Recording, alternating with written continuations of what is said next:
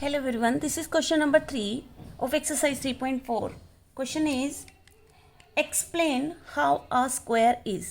हमें explain करना है कि एक स्क्वायर, क्या एक स्क्वायर एक क्वाड्रिलेटरल हो सकता है।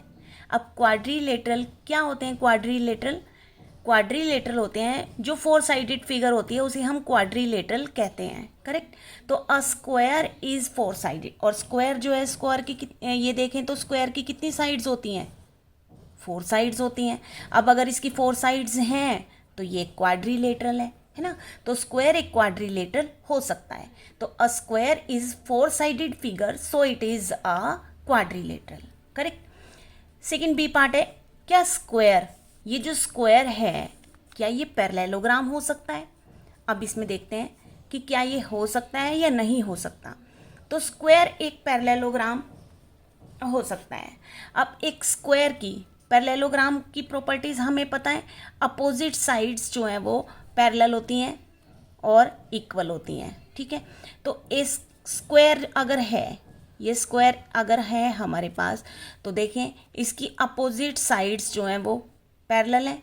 ये साइड इसकी पैरेलल हो गई और ये वाली साइड इसकी पैरेलल हो गई, तो ये पैरेललोग्राम हो गया। So we can say that it is a parallelogram. Parallelogram में भी तो अपोजिट साइड्स इक्वल और पैरेलल होती हैं ना, तो इसमें भी ये वाली साइड इसकी पैरेलल है और ये वाली साइड देखें तो इसकी पैरेलल है। तो इसका मतलब एक स्क्वायर पैरेललोग्राम भी हो सकता है, होता है। A square has its opposite sides are parallel, so we can say that it is a parallelogram. Correct. अब आते हैं क्या एक स्क्वायर जो है वो क्या रोम्बस हो सकता है? रोम्बस की प्रॉपर्टीज क्या होती हैं?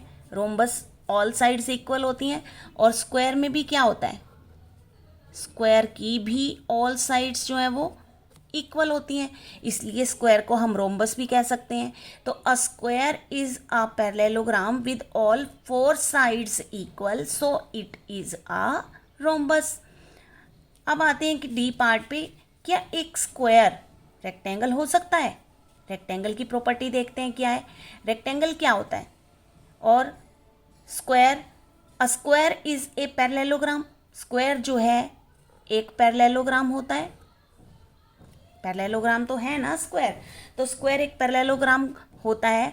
और रेक्टेंगल की क्या प्रॉपर्टी होती है कि इसके जो एंगल्स होते हैं वो 90 डिग्री के होते हैं, और देखो स्क्वायर के भी चारों एंगल जो हैं वो 90 डिग्री के हैं।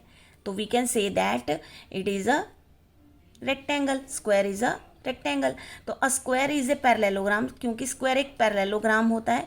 सो with each angle is right angle, और उसका हर एंगल 90 डिग्री का होता है, और रेक्टेंगल में भी हर एंगल 90 डिग्री का होता है। So it is a rectangle. Okay, so this was your question number 3। मिलते हैं फिर नेक्स्ट वीडियो में। Thanks for watching.